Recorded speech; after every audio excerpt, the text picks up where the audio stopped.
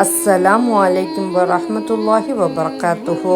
ஈமான் கொண்டவர்களே, ஜும்மாவுடைய நாளில் தொழுகைக்காக நீங்கள் அழைக்கப்பட்டால் வியாபாரத்தை விட்டுவிட்டு அல்லாஹுவை தியானிக்க பள்ளிக்கு விரைந்து செல்லுங்கள்.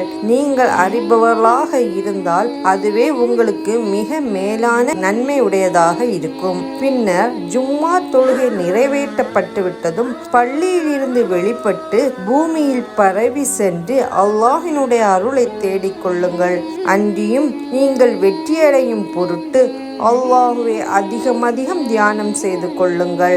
அவர்களில் சிலர் ஒரு வியாபாரத்தையோ அல்லது ஒரு வேடிக்கையோ கண்டால் அதன்பால் அவர்கள் சென்று விடுகின்றார்கள். மேலும் நின்ற வண்ணமே உம்மை விட்டு விடுகின்றனர். அல்லாஹ்விடத்தில் இருப்பது வேடிக்கையை விடவும் வியாபாரத்தை விடவும் மிகவும் மேலானதாகும். மேலும் அல்லாஹ் சுப்ஹானஹு வ தஆலா உணவளிப்பவர்களில் மிகவும் மேலானவன் என்று நபியே நீர் கூறுவீராக என்று அல்லாஹ் சுப்ஹானஹு வ தஆலா 62வது அத்தியாயத்தில் 9, 10, 11வது வசனங்களில் நமக்கு சொல்லித் தருகின்றான். அஸ்ஸலாமு அலைக்கும்.